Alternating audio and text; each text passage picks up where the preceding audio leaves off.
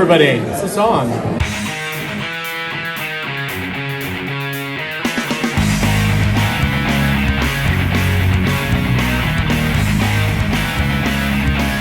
I'm Jake Courtney. Welcome to the Hermosa Museum. If this is your first time at the museum, raise your hand.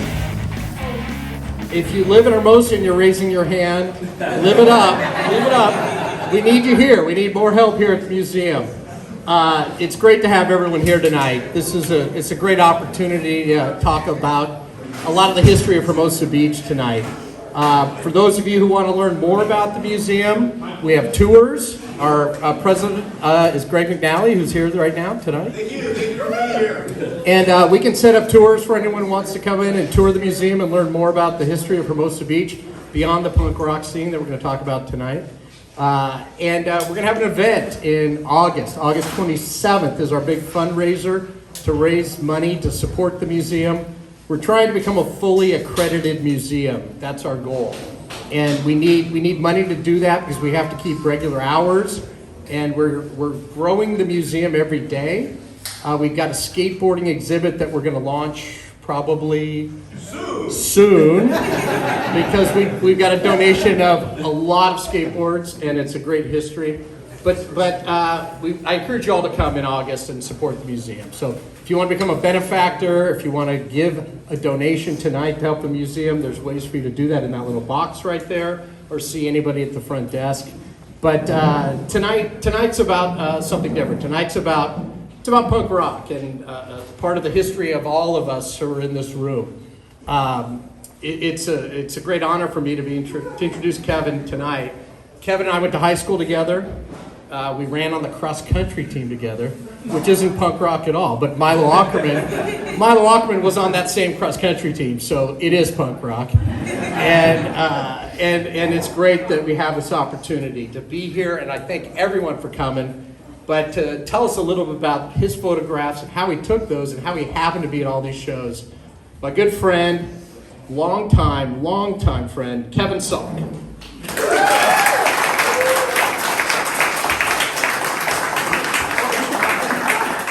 Hold on, I'm supposed to press a button. On the fog machine. He give you one job. Press this button.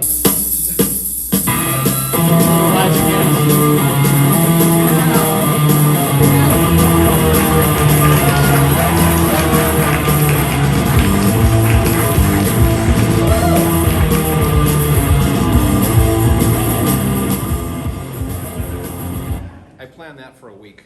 And I forgot to push the button. And I brought my own wine too, so. Bear with me here a second. So, first of all, I want to thank everybody for coming out today. This is thrilling beyond, this journey is never, thank you.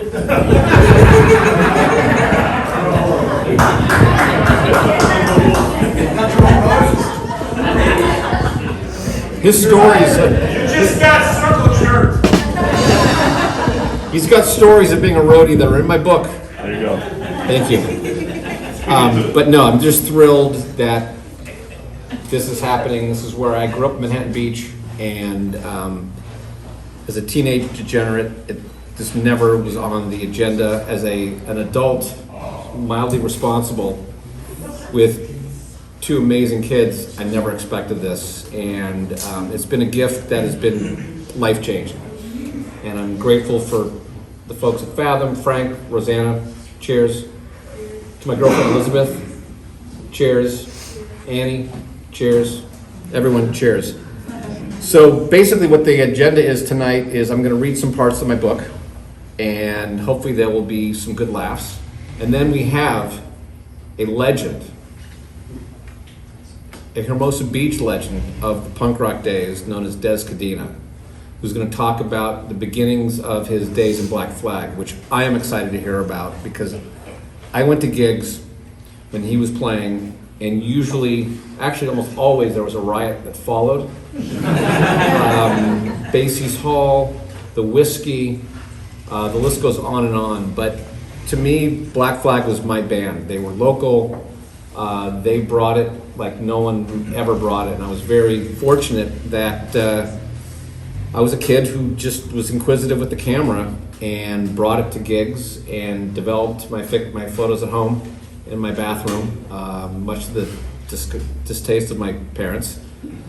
But then they sat in storage for 30 years, 40 years, and then I got a call from Frank on July 22nd, 2019, I think at about 10 o'clock.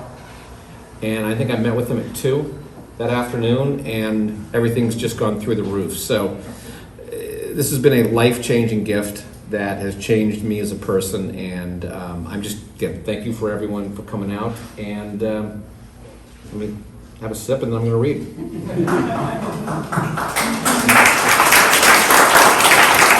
Okay.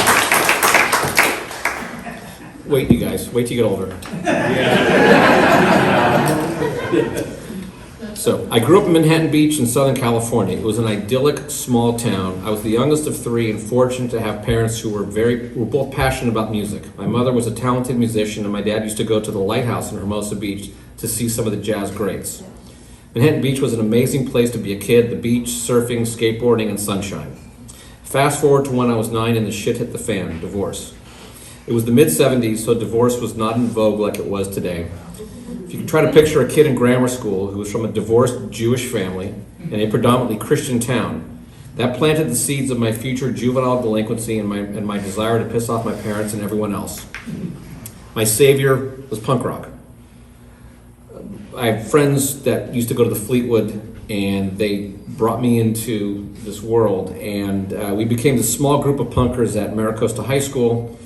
It was a very scary place because the jocks wanted to beat the shit out of us, and there was also a brother and sister who were old school punks who did not like us either.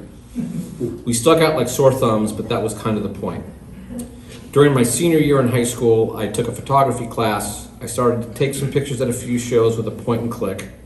I eventually graduated to a 35mm Minolta that I got for my birthday. The class opened my eyes to black and white photography and how to develop photos. There was a class project, and I thought, why don't I use my photograph for the project? I used a Henry Rollins from the Ukrainian Hall gig. The teacher had the fucking nerve to give me a 9 out of 10. Because he said, don't trim the white border. I don't know his name, but I'm still not happy with it.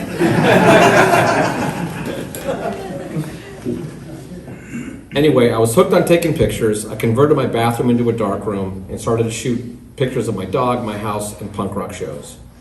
Bringing a camera to a gig had its distinct advantages. Getting into shows free, getting into the stage, backstage where the band hung out. It was definitely safer than the slam pit. My favorite band was Black Flag. Their headquarters was in Redondo Beach on Phelan Avenue, which was fairly close to my house.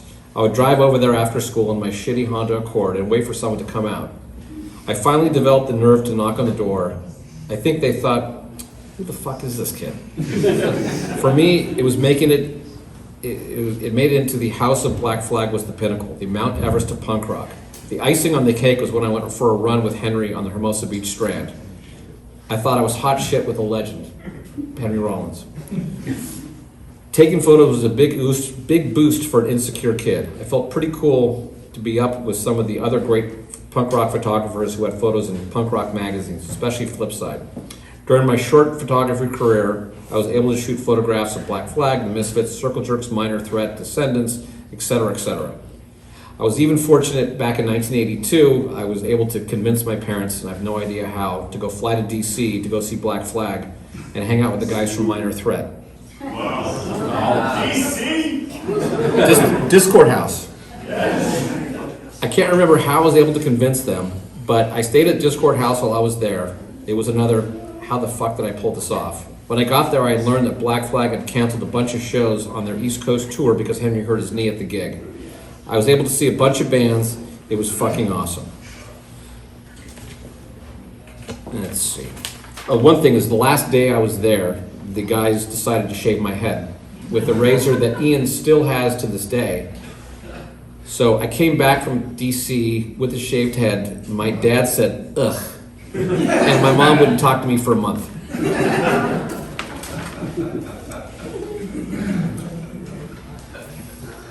There were other shows that I was fortunate to bring my camera to, but that all ended when I went to college. My negatives, flyers, fanzine, records would all go into storage boxes and would remain there for decades. Everything changed on a Tuesday in July. I was sitting in my office and I received a call from Frank Coiro from Fathom Gallery. He said, quote, paraphrase, "I saw your picture online, I'd like to meet you." My response was, "What time?" We would get together that afternoon. That Saturday, I had 2 pictures in a photography exhibit called Punk, Culture of Attitude at Fathom Gallery in West LA. It was surreal. Things were happening so fast, I was freaking out. Never in my wildest dreams did I realize or believe that I'd be writing this book. The whole experience has brought back so many memories. It made me realize I'm a bit of a rebel like when I was a kid, just older, maybe a bit wiser. I guess it took 37 years to find my true authentic self. So now I'm going to talk from some of the whole idea with the book was I was a fan, and let's have some, I didn't want it to be a punkumentary or history. It was just have some fun stories. So this is from Milo, who's another South Bay legend. This is what he wrote in my book. This is funny. The first tours the Descendants did weren't really tours, but were road trips up to San Francisco in 1982 to play the Mabuhay Gardens and on Broadway. Even though these were just mini tours, I was still curious and excited to see what touring was all about. Turns out touring is mainly about stench, body odor, flatulence. One trip up north, we were driving up with the Minutemen in their beat up white van with broken cranks so the windows could not be rolled down. Now, I'd like to blame it all on D. Boone, but I was sure we all contributed to the gassy melange that settled in the van over a miserable 6 hours.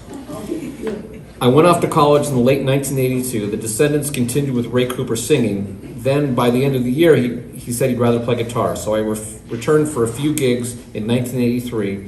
The first was Mi Casita, a Mexican restaurant out in Torrance. With a low stage, it allowed plenty of onstage flailing by audience members, adding to the overall mayhem. Onstage slam hits, anarchy embodied. At one point, Tony was caught up and was swept off the stage, bass and all. For all these 1983 shows, I was driving up from UC San Diego, taking a break from studying to live my alter ego as a punk rocker. It was hard to give up, obviously. This is a good one. I was enjoying school, but missing the band also. So in 1985, the Descendants recorded I Don't Want to Grow Up, and we toured the US for the first time in our shitty white van.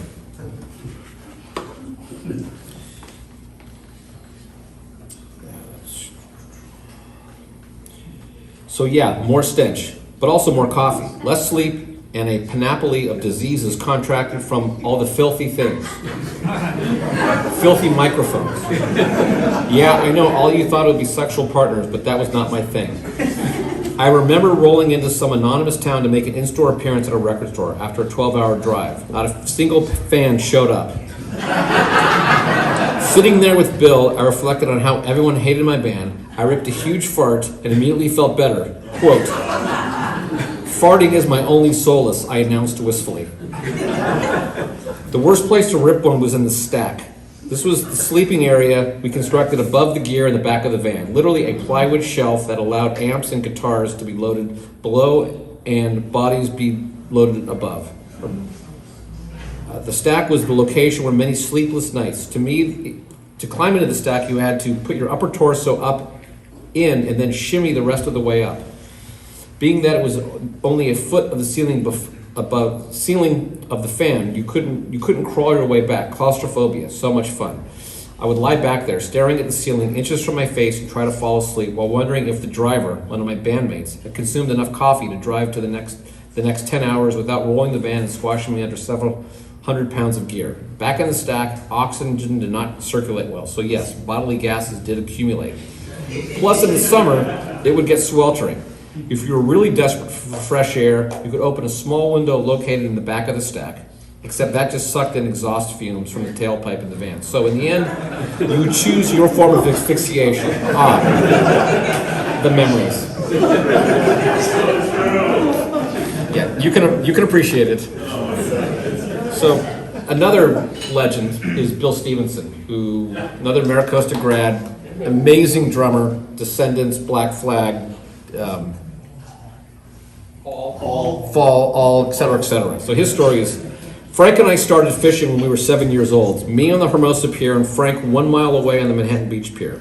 It was funny, we both used to fish on the same southwest corner of our respective piers. This was before we knew each other. I would get there at 4 a.m. to be sure to get my favorite spot, and Frank would do the same. When we got older and we met each other, we started fishing together on our little boats. Hotness was our first 10-foot boat. Later, Orca was a 16-foot boat. After we got more and more into it, we started doing trips to Catalina in Orca. Before everything, there was fishing, there was the tackle shop. Hermosa Tackle Shop was a South Bay fishing store owned by Keith Morris's father, Jerry Morris. Keith was working there when I was in high school. Keith was working there when he was in high school. I went there when I was 7 or 8 years old. Keith would sell me my bait and tackle. As I got older, I started building fishing rods as a hobby. Soon after, Keith's dad hired me to build the rods for them. Keith and I became really good friends, and Keith did a great job exposing me to many different bands I had not heard of. This was before punk rock had happened. He was the first person to introduce me to the Stooges, MC5, also Fear and X. Between Keith and Frank exposing me to bands, it was very cool. I got a really good indoctrination into punk rock and rock history. In the song Catalina, we refer to, quote, steal some gas. The story behind that is there was a boat hoist for launching boats at the Basin 3 near Quality Seafoods in Redondo Beach, and the Redondo Beach Marina had all the fuel for their rental boats in a gated little area with no locks. After they closed for the night, me, Frank, and Pat McCushian, our fifth member at the time, would hop over the fence, fill our gas cans, and then we would leave to go fish. The song Mr. Bass tells the types of stories. Quote, Mr. Bass, he comes and goes, he sees Orca, and then he knows. We had named the boat after the boat in Jaws. In 1981, when the bonus cup was invented, we would go to school during the day, then band practice into the early evening, and then at night we would go fishing. Pat and Frank would take speed to help them stay up. Little black amphetamines, known as black beauties. By 3 or 4 in the morning, I was falling asleep. What if I made coffee with a bonus version so that I could stay up with these speed freaks? The cup was full of instant coffee grounds and enough water to make it liquidishy, and add a ton of sugar so I could choke it down. That is why we named it the bonus cup. The thing with the bonus cup was that it jolted the band from sounding like Ride the Wild and It's a Hectic World to sounding like My Dad Sucks and Wiener Schnitzel. If the two songs are not bonus cup, then I don't know what is. Back then, my life and Frank's life was all about fishing and music. I missed that simple life. So this one, there's an old friend that Andy knows who is now a newscaster for Fox TV in San Diego. Her name is Misha DeBono. We go way back. She was part of our little punk rock crew. This is a story that was probably the best story of the book. It's titled, The Misfits Stayed at My House. Michelle graduated in 1984 from Maricosta. I was at SST HQ in Redondo Beach for some reason in the middle of the day. I don't remember why, but it was probably had to do with Bill Stevenson of the Descendants, because I was always with him and he was like a little brother. He had free reign with them and would always be over there, and everyone knows he eventually played with them too. We were outside the office when all of a sudden Glenn Danzig, Jerry Only, and his brother Doyle of the Misfits pulled up. I almost died. I couldn't even look at them. I was so nervous and starstruck. I would say I loved the Misfits more than anything. I knew every word to every song, and I had a major crush on Jerry Only. Mind you, I wasn't even old enough to drive a car. Funny enough, when I did look at Jerry, Mark, don't laugh too much on this, he had on these huge Coke bottle-like glasses and squinted his eyes too much. He acted like a nerdy bookworm. His famous coif was pinned back like a clip a girl would wear, and he wasn't anywhere near as tall as he looked in his getup. It was obviously his receding hairline that was the reason for the extravagant coif. Quite brilliantly, really. Honestly, he was not attractive, but goddamn, I loved him. Most of us South Bay punks were product of divorced parents, and we were pretty much left to our own devices. My mom and stepdad traveled constantly, and were out of town that weekend. So when Glenn said they were looking for a ride to their show that night in Santa Barbara, because their car broke down, I immediately offered up my mom's Chrysler LeBaron. I don't remember all the logistics, but Glenn Danzig drove my mom's car to the gig. If you can imagine that. After the gig, my best friend Christine, Glenn, Doyle, and I drove back to my parents' house in Manhattan Beach. When we got there, Glenn took over the kitchen and made us massive amounts of food, and we rolled out sleeping bags in the TV room. Glenn told us horrifically scary ghost stories until we fell asleep. No one hooked up, nothing bad happened. It was such a good, fun, clean night. Glenn and Doyle, by the way, did not drink alcohol and would not buy it for me and Christine despite our best efforts. When we woke up, Glenn was back in the kitchen making pancakes and omelets. It was hilarious. He took my mom's car for the day, then picked us up to go to another show the next night and a house party in Redondo Beach. Again, he refused to buy us alcohol, so we eventually got bored. He dropped us off with the car at my home, and that was it. So I have time for one more story. So this is from Lyle Pressler. Lyle Pressler was a guitar player from Minor Threat of DC and another one of the legends in the punk rock world. And this is based, the whole idea was what their tour was like going back to LA. Mostly what I remember about those 1982 LA shows are the weeks leading up to them, riding in the tin can Dodge van like astronauts, realizing how fucking big the country was, feeling like we were rushing towards some kind of punk rock enlightenment. I mean, New York was one thing, Boston another, Detroit, but LA was a world on its own.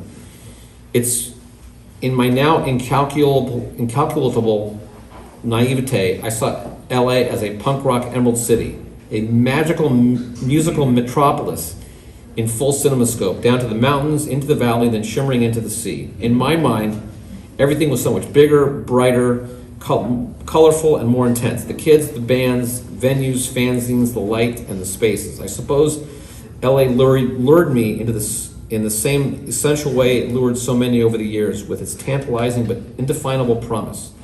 SSD Compound in Redondo Beach was essentially one large workplace. Hot, loud, shit everywhere. People coming and going constantly. Bedrolls stuffed under beds, behind amps. Rollins eating tofu bricks from the fridge. Greg and Chuck's non-stop verbal mind-fucking.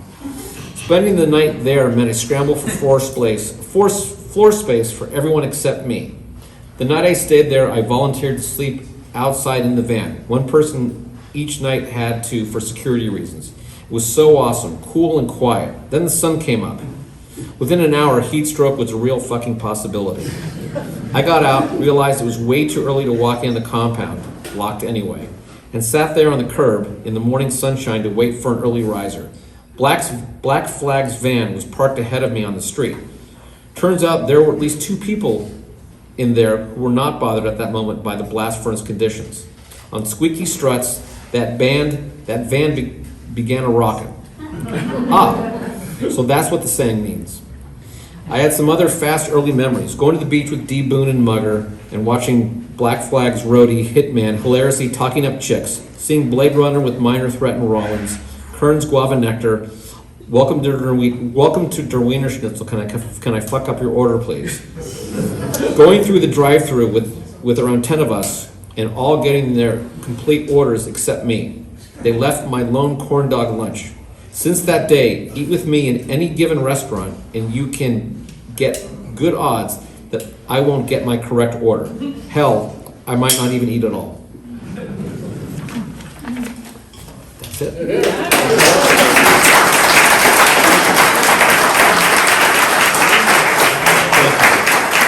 So the whole idea is I was a fan and I wanted it to be for fans and make it fun. And I got to thank Dez and his support and help with just being a friend and someone who supports what I was doing is very, very meaningful. And again, tonight he's going to talk about, which I'm excited about, is his start in Black Flag, how that started, how he got into the most famous punk rock band out there.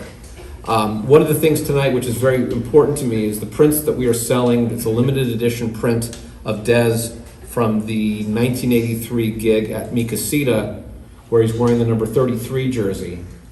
Now, it's a Cowboys jersey. He is a die-hard Giants fan.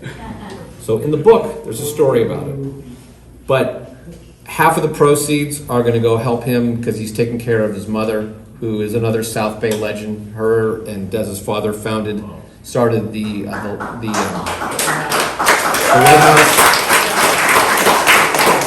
So we have 10 prints tonight. I hope we can leave with 0. We're going to be adding more online, but I think it's something that's important to me that these people have been so helpful in creating this whole journey for me that it feels really good to be able to give back, especially when someone is taking care of a parent, which we've all, or all, either all have or all currently doing. So with that, I'm going to introduce Dez Cadina.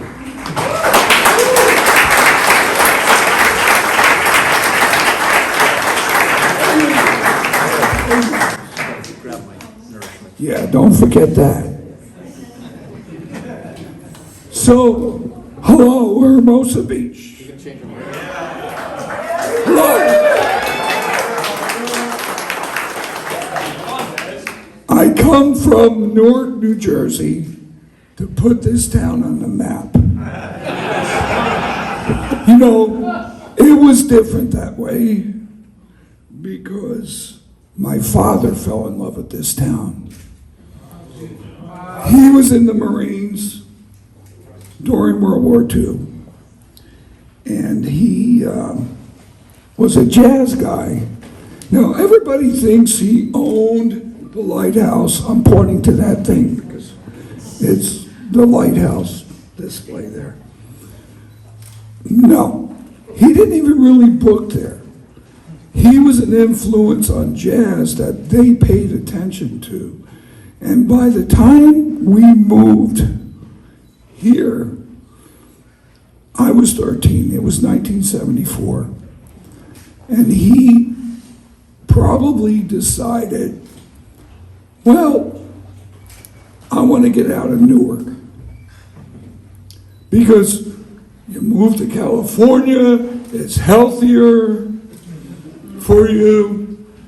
Man, I moved right into a Cheech and Chong film.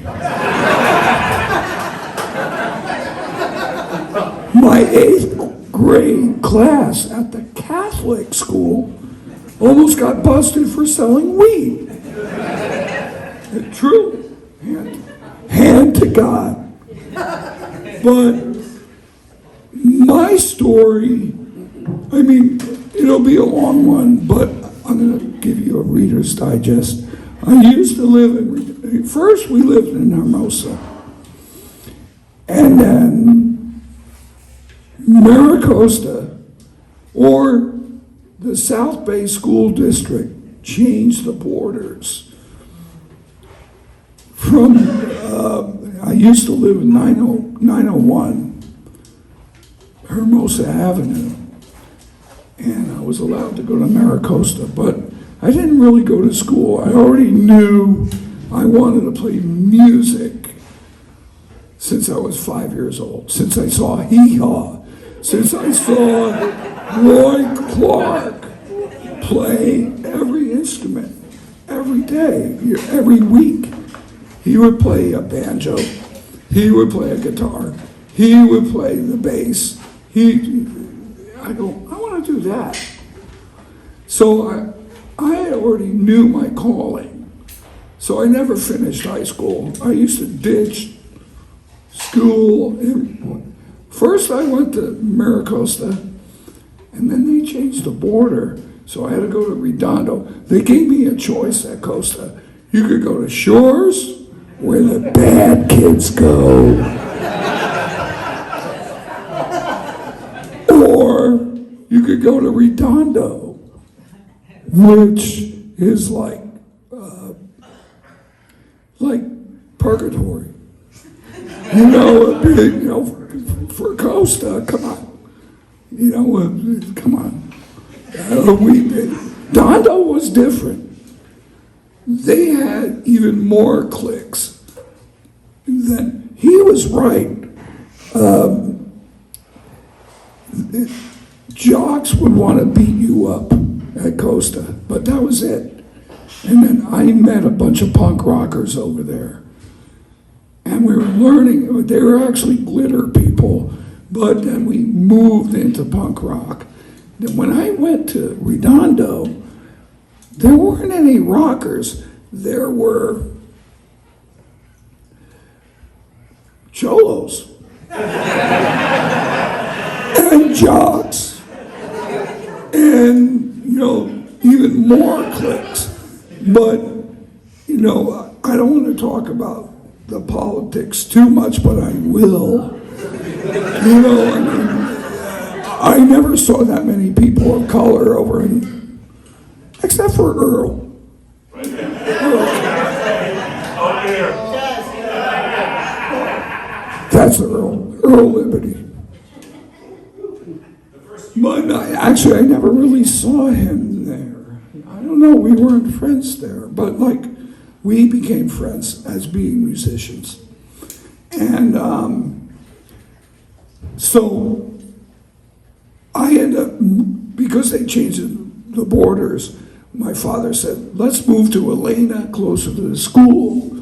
So I'm in Redondo, right behind the smokestacks, okay? And I met this guy named Ron Reyes, and we heard about this band called Panic. And I go, that's a British band. And he goes, yeah, I think they're gonna change their name, which they did. And we used to go down, Black Flag never really played their first official gig until January of 1979 at Redondo Moose Lodge, because Hollywood they did not allow them to play. Because, I don't know why, it was a big clique. I never liked different cliques. As far as music was concerned, I used to go to Music Plus on ETH and PCH. And I thought every music should just be in alphabetical order. There shouldn't be this little punk section, and then rock, and then jazz. I thought it was all, at that age, I thought it was bullshit. It's music. I grew up with a musical family. So, living on Elena and Catalina, I met this guy, Ron Reyes. Do you know who he is? It was Dez and Ron. And Dez and Ron used to go to gigs in Hollywood. He had a Cortina. Robo had a Cortina, because they were really small Fords, and you could get good gas mileage. I'm sorry to bring up gas. So we used to, me and Ron, he lived on the same block. We used to, his car, I never driven a car, ever in my life, as I stand here, okay? So I took after my mom. So we used to drive around in the Cortina where we sprayed like Sex Pistols and Johnny Thunders and New York Dolls on the car. And then we would see punkers and we'd roll down the window and go get a fucking job. And we were punkers, So he ended up joining Black Flag, of course, as you know. And then he quit at the Fleetwood one night, which was a spectacular show. It was bizarre. It was the strangest thing I've ever seen. Because at the end of the show, Black Flag ended up inviting the audience on stage, and they all did Louie Louie, like 100 people were on stage. And that was weird, but I kind of lost contact with Ron after that, up until fairly recently, and we're still really good friends. But we used to be Dez and Ron. That's how Black Flag knew us. Red Cross, And it's funny, he was in Red Cross, then I was in the Red Cross. He was in Black Flag, then I was in. It was getting monotonous. But my point here is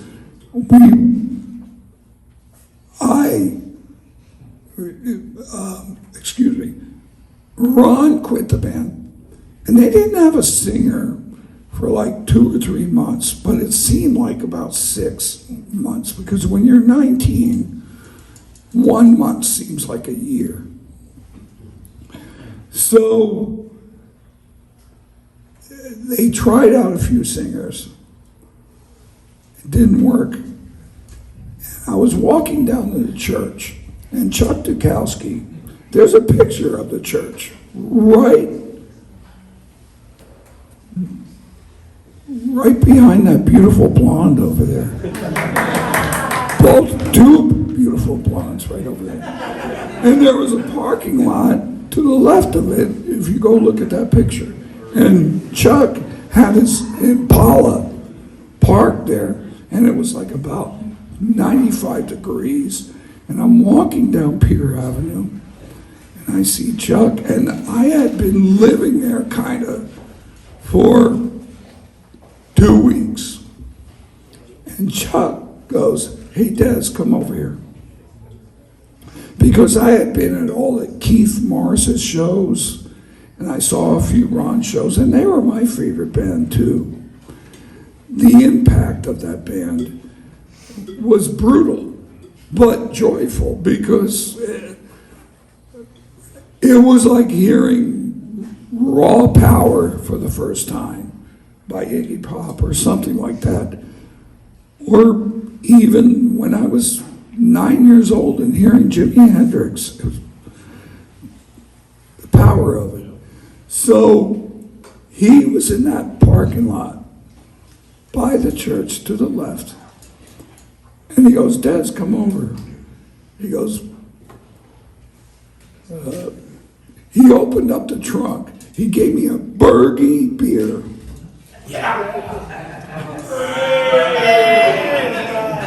49 cents a quart. Right. He gave me a Bergie.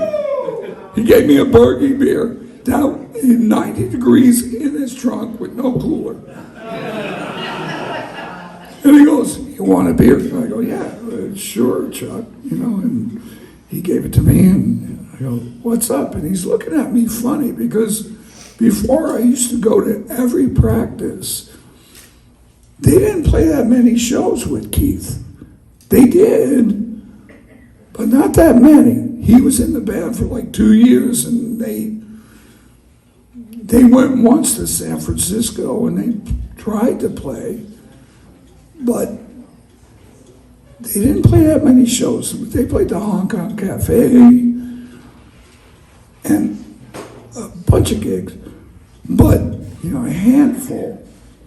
And I know those guys were so serious, they wanted to bust out, just like I did. And so he gives me a beer and he goes, "Now, I'm not a singer. Oh, by the way, I do not recommend 2 things: smoking and singing punk rock." Okay? And especially if you're a guitar player, and they knew it. And I go, "Why do you want," he asked me, "why do you want to sing?" He asked me, "Please try out for the band. We're going to practice today." And I go, "Why do you want me to sing?" "I'm a guitar player." "Well, we know that, and maybe we could do 2 guitars, but we know you know all the songs, because every time you're at a gig, you're singing right along with Keith or Ron, because they were my I gotta say something there. If you guys heard this guy, he was a skinny little kid. I mean, skinny. Not anymore. Well, not anymore. Neither am I. So whatever. But if you heard his voice at that time, we called him Gator. His nickname was Gator. Well, I still sound like that. Yeah, you still sound like that. No, well, a little bit, yeah.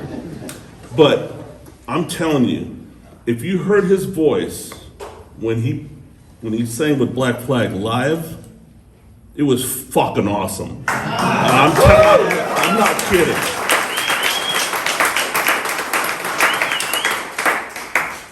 I was here when I saw Chavo, I saw Keith, but there was something about Black Flag and Dez that I fucking loved.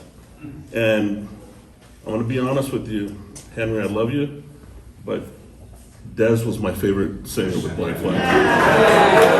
And the only reason why I came up to say this is because he was, he was.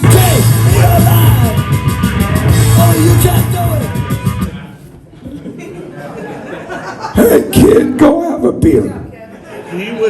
He had a grit and an aggressiveness to his voice that I had never heard before, and it would raise the hair on your arms.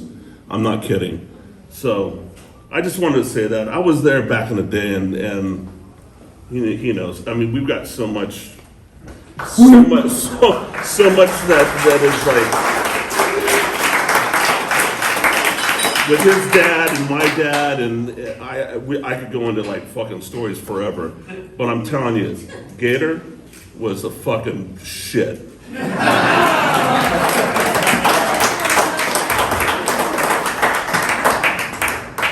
Who was that guy?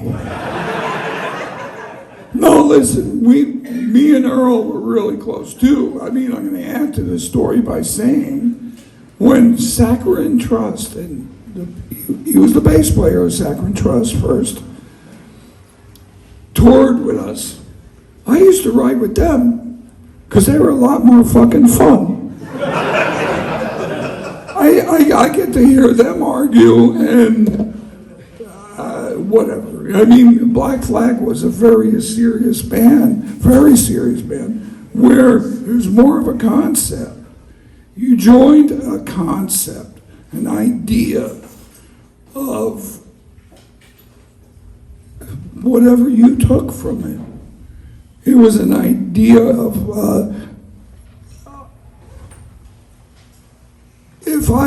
before I die, if I was to write like an encyclopedia idea of Black Flag, it would be the original Black Flag. Now, all respects to Circle Jerks. Earl played in the Circle Jerks, and all respects to them. But when I saw that, I go, and being a musician, I go, I've never seen anything like this before. And I liked a lot. I wasn't like those punk rockers that said, oh, the rock and roll before this is, we're the thing. There were a lot of people like that. And I never did that. I never threw away my Led Zeppelin or Yardbirds or Black Sabbath records and said, oh shit, because of the Sex Pistols. Come on.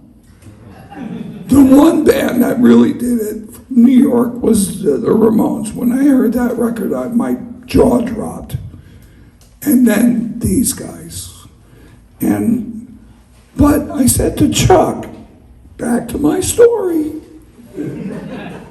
I said, Chuck, why do you want me? I'm not a singer. I'm a guitar. We know you can play guitar, but we know you know all the words. And I used to sing them with just as much fury in the audience when I did that. So they got that impression, and they saw that because at those small clubs like the Hong Kong Cafe, I was right there. And so we went right then after I drank my Berkey. And we went in and did what we're practicing right now at the church. So we go in there, I do like 5 songs, and they're going, okay, fine. Next week, we're going on tour. We're playing San Jose, San Francisco, Portland, and Seattle. And I'm like, right,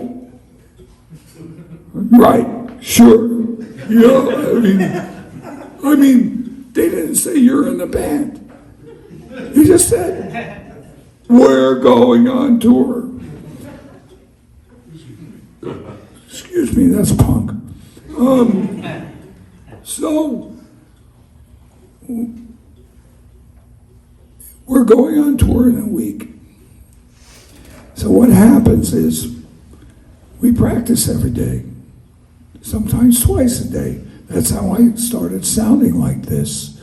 And then they come to me after like the third day and they go, well, we figure your warm-up show should be at the church because here was the idea. And this is my beef with the Easy Reader.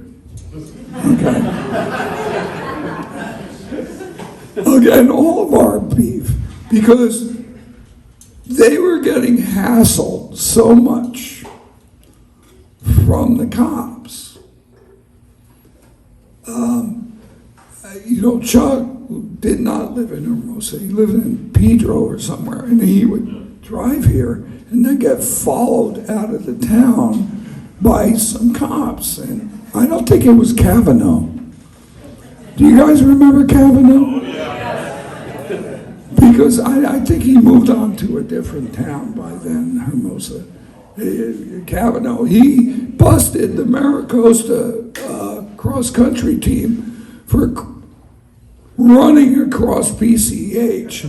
He gave them all tickets. Or he gave the coach a big ticket or something like that. But I think he was before our time, my time anyway. So he said, we want to throw a party at the church. Now, at that point in time, they already decided we were going to move to Torrance. And they rented a place in Torrance. And I didn't know this.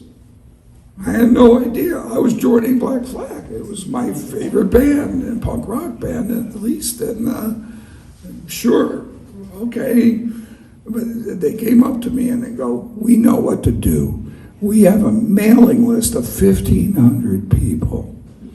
But we're only going to invite the 500 people from Orange County. So, if you know where the church is, it's right down the street of Manhattan Avenue. And then right across the street, for years, and I'm really sorry, I cry every night, but the Altadena Dairy is not there anymore. So, we're going to invite only Orange County to fuck shit up. And they tell me this is my first performance in front of people. I wasn't nervous about being the singer of Black Flag. I'm a musician. I'll just take on, what do you got? What do you have to play? Anybody got anything to play? I'll play that piano. But they said, now we know how to get back to the law enforcement of Hermosa. And we're going to do it with this guy. So can I tell you how I dressed? I found, I went to the Aardvark. And I bought these Peter Max sneakers, you know, the hippie sneakers. And then I found American flag bell bottoms that went out to here. You know, they were like, but they were hip huggers. And then I found the same Quaalude shirt that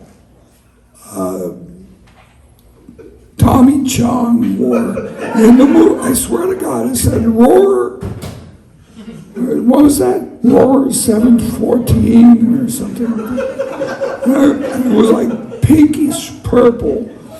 And I dyed my hair red and I spiked it up. And I said, I'm ready for the show. And we're inviting Orange County. Now, obviously, you realize nothing against Orange County because we love a lot of those bands. But at that time, they were kind of like gangs. They formed punk rock gangs. And South Bay wasn't like that. Hollywood definitely wasn't like that.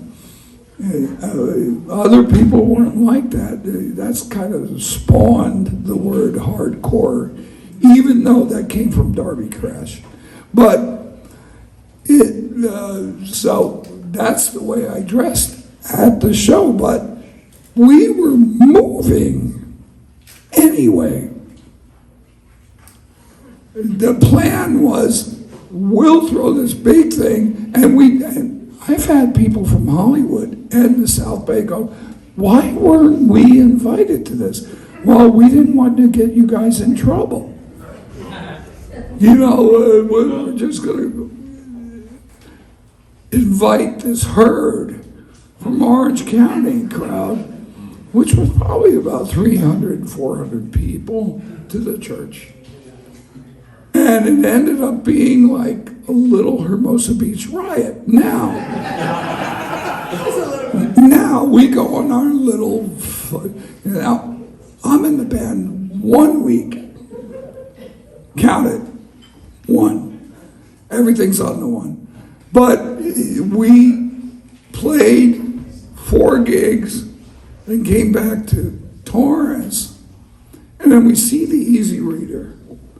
And it says, Hermosa Beach kicks black flag out of the city. And we're like, you dumbasses. You fucking dumbasses. Because no clue. And let them have their glory. Good. It wasn't Kavanaugh. I think he was gone by then. But, I know Chuck and I know other people in the band had been threatened before that. We lived at the church.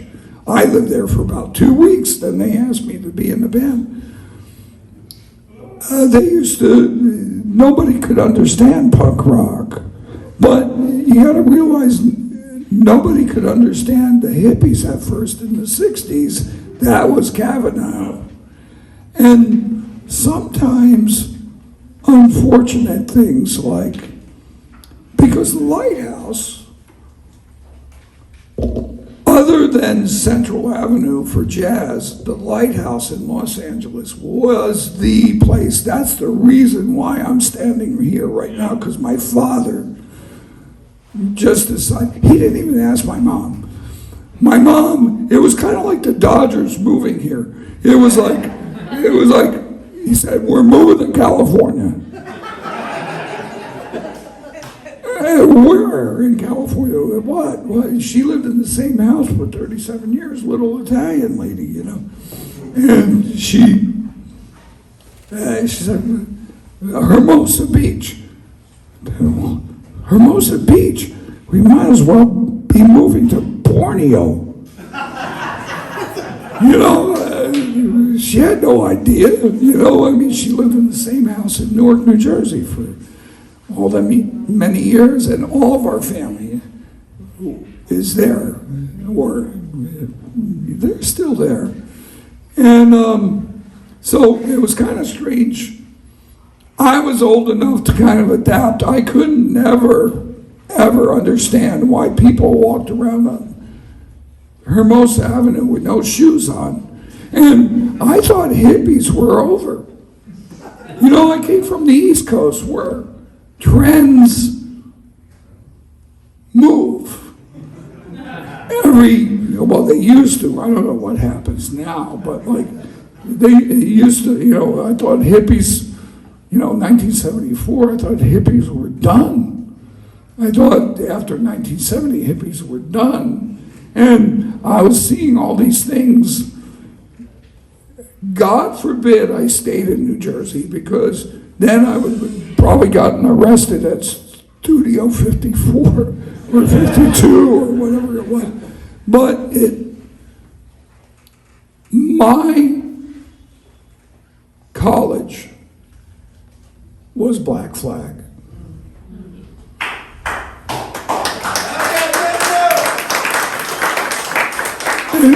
Thank you. But that was my schooling. I never finished high school.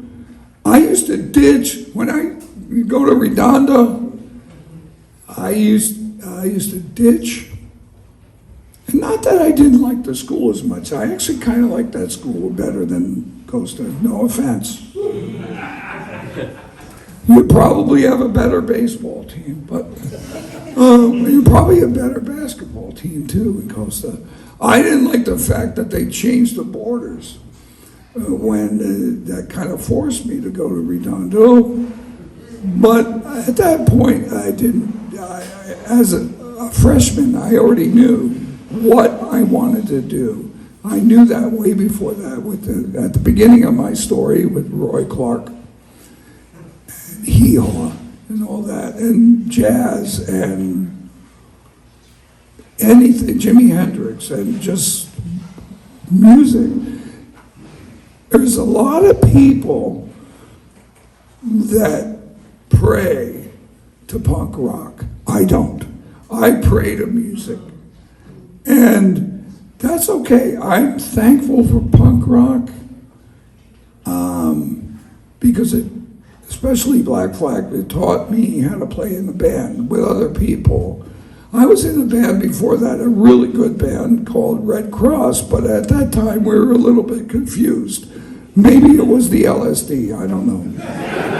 But they're an amazing band. I'm so proud to be in that band twice, before and after Black Flag. But, can you believe those guys? They said to me, "We want you to be the singer." I never sang. And my father, when we first moved here in Hermosa, he paid for vocal lessons. He already knew I could kind of play the guitar. And I went to one. And then every week on my allowance, I had an extra $6 to go to this guy and do vocal lessons. And I used to go to the Music Plus and buy like Jonathan Richman records and Sex Pistols records and The Damned. And then after about 3 weeks, he goes, "Your vocal teacher called me. How's your lessons doing?" And I go, "Oops." I wasn't going. I was spending the extra allowance on records, and then he got real pissed at me. But, I'm proud to be here because I'm a person who is torn between two coasts. And this is where I grew up too. And I want to just thank you. Thank you for coming out. And thanks again for helping supporting my family.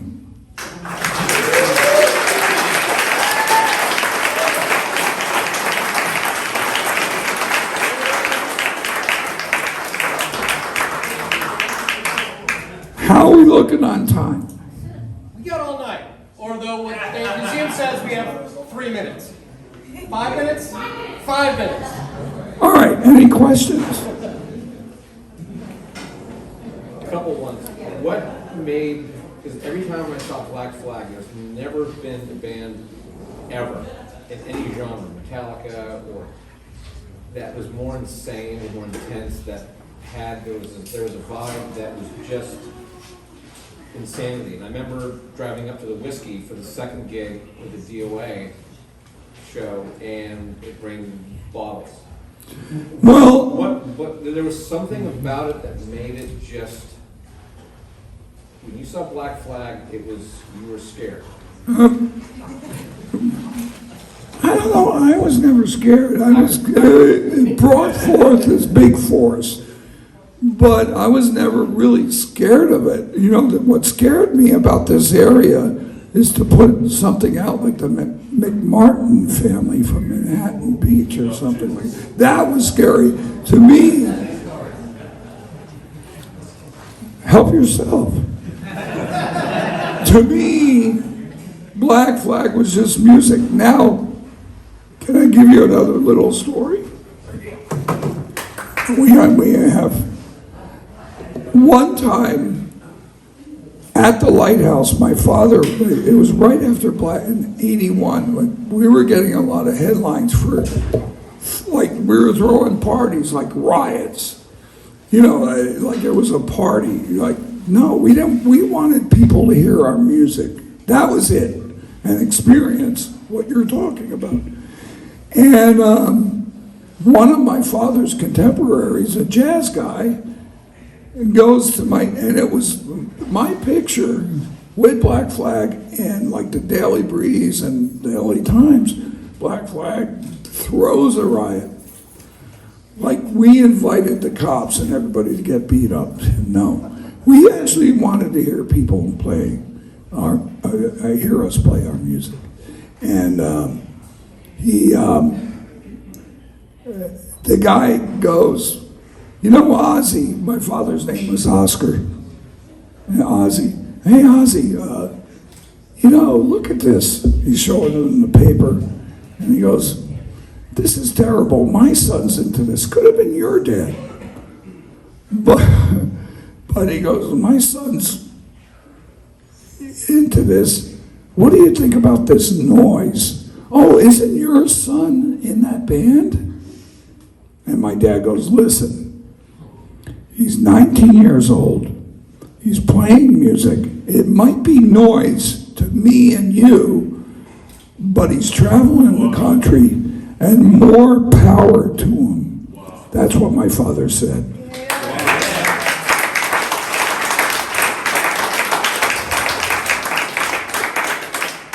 Because he always said, you know, he loved the Beatles and Creedence. But everything was too loud. Rock was too loud. Anybody else? Any other questions? Earl, you gotta have something. Story, question. I got Well, I traveled with that Actually, guy. I do have one story that I'd love to tell real quick. Come on. Real quick. Okay. Only because of the date. So tomorrow is April 1st. And, Oh, yeah. Announce that gig. yeah, I will. So tomorrow's April 1st, and there's a gig tomorrow in San Pedro that's going to honor a guy we all loved, D. Boone. It's his birthday tomorrow. D. Boone's from the Minutemen, but my story is about D. Boone and how I got my quote-unquote name. So my real name is Mark Vidal. I actually went to the school, right here. That was the boys' showers over there, right over there. I think that was blocked off before. Mark, where they filmed Carrie. Yeah, they filmed Carrie here as well. So this was my junior high. I actually went here, and when Dez was talking about black beauties, this was the first time I ever took them in this fucking school right here. I think it's 7th and 8th. 7th and 8th. That was him. He was talking about. Oh, you were? Okay, yeah. So black beauties, I was doing that here. Me, I used to take them. And break them? And give half to him. Yeah, exactly, yeah. But that's what we did too. I mean, because we were scared, like, what the fuck is this? And, you know, anyway, it was fun. So my story is about D. Boone and how I got my name. So again, my name is Mark Vidal, but most people know me as Earl Liberty. I have a buddy who lives down the street, Rob Holtzman. And when I got into music, we started hanging out with Tom Watson, Will's brother, and we started playing around and started messing around with music and whatnot. And Rob is just one of those guys who gives a nickname to everybody. I'm telling you right now, if he met every one of you, you'd all have a nickname by him. He'd figure out something for you. And so he started calling me Earl the Pearl because I played basketball when I was in high school and blah, blah, blah. I said, call me Earl the Pearl, like Earl the Pearl Monroe. So when we'd go to up to gigs, he'd go, yeah, this is Earl. And so the next thing you know, I'm walking in the gigs, hey, Earl. Okay, Earl, all right, I'm Earl, whatever. So one day, we're down in, I joined Saccharin Trust, and I was in a practice session, and Black Flag walks in with the Minutemen. And I remember we were at the Star Theater and we're up there practicing, and we were actually living there too. And Black Flag walks in and the Minutemen, and we're right in the middle of a song, and I'm going, oh, what's going on with this? You know, we're playing, boom, we finish, and D-Boon comes walking up to the front of the stage, and he's like, he looks up at me and he goes, dude, you're fucking tall. You're tall like the Statue of Liberty. That should be your name, Earl Liberty. And I go, all right, whatever. And then, so what they came in to talk to us about was SST, and they said, hey, we want to sign you guys and have you guys record a record for us. And I think, you know, other than Black Flag, Minutemen were on their label and they wanted us on there. And we ended up signing on with them, and we ended up cutting our record down at Media Art Studio, which is right on the corner of Hermosa and Pier Avenue, right down the fucking street right here. I did it in my hometown. I grew up here. I lived here all my life. I went to South School. I went here for 2 years, and then I went to Costa. So I'm fucking local. And I cut my first album in Hermosa Beach, right on the fucking corner of Hermosa and Pier. So, anyway, so I'm sitting there and I'm contemplating. Oh, so we got to do the art for the album. What are you gonna put your name as? Well, you know, Dez just told a great story about his dad, where he said, "Hey, if you're gonna talk about my son, fuck you off." He's traveling the country, whatever. My dad, on the other hand, you know, he was a Cuban. He was from Cuba, and he didn't like what I was doing at all. And I'm thinking, you know what? I'm not going to use your name. I'm going to go with Earl Liberty, and that's what I put on the fucking label, and that's what I'm known as. And that's my story.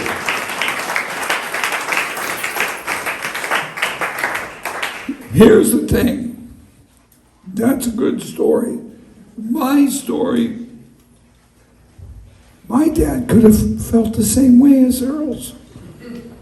But he just decided to stick up. I mean, not that your father never stuck up for you. No. Hey, so what I didn't say was that Ozzy and my dad knew each other because my dad played at the Lighthouse on Sundays. He was Sundays so you got to remember, I was born in 1960. So when I'm a little baby living on Monterey, just a few houses up from Pier Avenue. And on Sundays, my family would go down to the beach and we would park ourselves next to the pier, which was being built at the time. And on Sundays was kind of like jam day. So whoever was in town, so they had a core group of guys. My dad was one of them, and they called themselves the Lighthouse All-Stars. All-Stars, yeah. And so Howard Rumsey, exactly. Howard Rumsey actually came to my dad's 80th birthday when we were celebrating it down in Newport Beach. And so we would go down to the beach on Sundays, and they would have jam nights, and whoever was in town, it could be anybody. I mean, think about, I could name a 1,000 people, but they would come down there. Mingus. Exactly. And, but his dad and how weird is it that we have two dads who are into like fucking jazz, and then you got two sons who are who end up touring together in bands across the country in punk rock bands. It's a small Hermosa Beach. It's 1.27 square miles. And that's not including the fact that my dad was a fisherman who'd go to Keith Morris's dad's tackle shop and hang out with him. And then Keith and I ended up in a band together. I'm baffled. Right? You can't get any more punk rock than fucking Hermosa Beach. No, you can't. No, you can't. And I want to thank Kevin and all of you for coming tonight because this is nice. This is nice. You know what?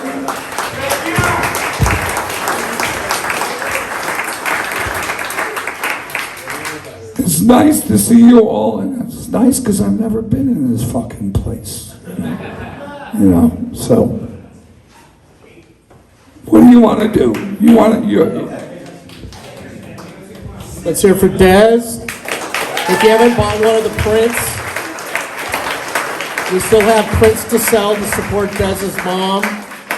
It's a great, great memento. The Cowboys connection for a Giants fan it's a great opportunity to buy a little piece of history. If you've got, I lost a bet. if you think that, and thanks for Kevin coming out. And for those of you who want a bonus story, if you're a Descendants fan, raise your hand.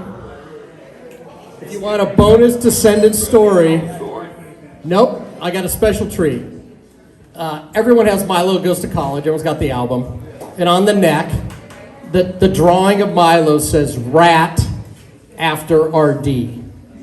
Rat is Jeff Atkinson, who was a teammate on the cross-country team. Ego. But the guy who originally drew that drawing is here tonight. And he's going to tell the story of the origin of how he drew the Milo drawing and the history of that. He's here tonight. Rodger Deuerlein. 3-minute story, and then we're out here. Thank you all for coming. Thanks, Jake. I didn't expect to do this, but I thought this is a story that's not interesting generally, but you're a selective crowd, and you actually might be interested in the story. So I have a very tangential, fringe connection to the punk rock movement, but it kind of lasted. And when I was in high school, I doodled a lot. Drew everything. Maybe it was a nervous habit. I don't know what it was, but I drew pictures of my friends, pictures of anybody I was sitting with at the table. And in junior year of high school, in 1979, I was in a physiology class with 3 important people around one table. And one was a young lady named Letitia. One was a young lady named Carolyn. And one was a friend of mine named Milo. And I drew cartoons of all 3 of these people. For whatever reason, and one of them stuck, and that was of Milo. And a few points. Milo wore glasses like I did, but he wasn't casual about it. He sort of sought out glasses that stood out. He was a Buddy Holly fan, so he had the dark rim Buddy Holly glasses for a while. He had some other glasses, so his cartoons absolutely featured the glasses. And then Milo was thin. You look at that photo of him around the corner there, and his face is almost concave, almost comes down from the glasses. So yeah, I drew it that way. In fact, has anybody seen the movie Filmage? Yeah. There's a picture of Milo on a couch, and there's some guy with his head cut off in front of him. That's me. Yeah, they cut me out of it. But his face is almost a cartoon, just concave, coming down from his glasses. And then Milo has a small nose. He's a good-looking guy, and so he gets 2 dots for the nose. And the last part of the picture was Milo went out one day and got a haircut. And he went to some old-time barber shop where they have like the silhouettes on the wall. And he picked one out and said, yeah, that one, the flat top. And he comes back to school with a flat top. And no one had a flat top in 1979, 1980, but Milo Ackerman did. I was like, shit, Milo, like, we can see the skin on the side of your head. And that became 11 spikes going up on the top of his head. And that kind of completed the whole picture. So concave face, glasses, dots for the nose, and some spikes for this hair. And that became sort of an inside thing with our group of friends. And then I ran for student body president for some reason. I don't know why. I wasn't very popular, and I didn't win. But I had put up these posters saying, "Don't be a nerd, vote for Rodger," and it was Milo. That was the first publication of Milo were these cartoons. So I lost badly to Huntley Kastner, and then I ran later for senior class vice president, and the vice president was Jay Courtney. Anyhow, a few years go by, and then Bill Stevenson wants to put out the album featuring Milo, because Milo had joined the band at that time, and said, we got to use that cartoon. Well, this is in the days before, internet. This is 1982. And so he reaches out to someone who kind of knew the situation, and it was Jeff Atkinson, and Jeff drew the picture. It was a great job. And that became the first Milo on an album for the Descendants. And there have been a few more, and if you really want to be trivial, you can look me up on the internet, and my name's on the album credits for a couple of the albums that have the Milo cartoon. But it's been fun over the years to see the cartoon, locally. I once saw it spray painted on a wall in Amsterdam. I was living overseas for some years, and it's this great touchstone to bring us back to this time. I still see Milo and Bill on occasion. Milo played poker with us a couple months ago, and you won. And my brother Trevor right there did well as well. So yeah, it's fun. It's a great little bit of connection to a time long ago. But thought you guys might want to hear that story. So yeah.